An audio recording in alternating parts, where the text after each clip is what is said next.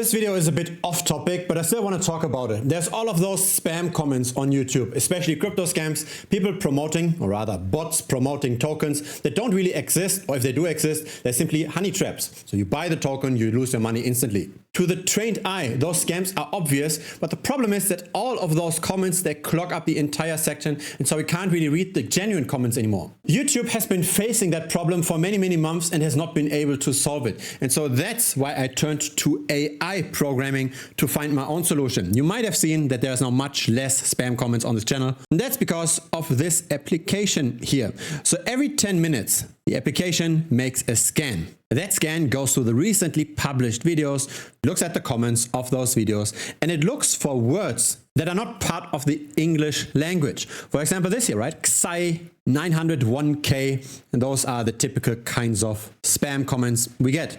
And so it's detecting those words, and there's still a manual review for now, until we've got good enough of a whitelist that we can click on ban on every single one of those items. TRX20, for example, is not a scam crypto project. It is just a token standard on TRC20, on the Tron network. But interestingly enough, have a look at this. We get these seed phrases. So this also looks like 90% scam. So even though TRX20 isn't a spam word in itself, associated comments are 90% scam. So we might as well just ban it as well. And so we just continue clicking on ban. And this here, Enrico35 seems to just be a username. So we whitelist this. And then we've got a queue. So this is how then the deletion happens, because the YouTube API has some kind of limits. So whenever we delete one single comment, it eats up 50 quota, but we can also submit 50 comments at once to delete. So we have to batch all of those comments into 50 suspicious comments that we want to delete. And then we just process this in a queue.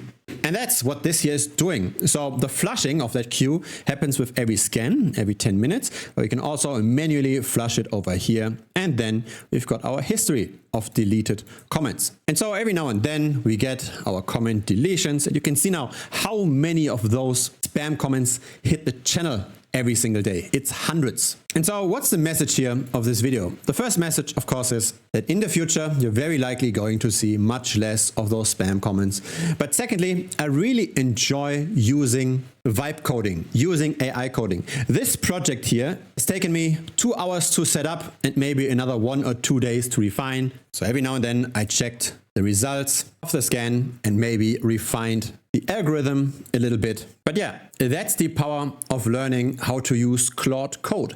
And I've started with AI programming just this month. So every month I've got my focus. I try to learn new things. So January was about co-investing, setting up new vaults for the members to invest in. February was about learning how to stream. So usually I didn't stream on YouTube. I did this quite a bit in February, but the feedback was mixed. So I don't want to overdo this. This month is about AI programming, and there's a lot of value to be made here. It's not just about YouTube comments. I'm already working on applications to backtest various strategies. There will be a video that I'm going to publish maybe next week about how to invest in the S&P 500, how concentrated stock returns actually are. Should we own 500 stocks, or the entire S&P 500, or is it maybe better to own just the S&P 20 or the S&P 10 or the S&P 5, meaning the 5 largest stocks, and forget about the 495 stocks. Quick spoiler, it does make sense to only own part of the S&P 500, not the entire index, risk adjusted. But those kinds of analyses take a very long time to program manually, but with AI, it's very quick. And so here I am still manually clicking on what to ban and what to whitelist.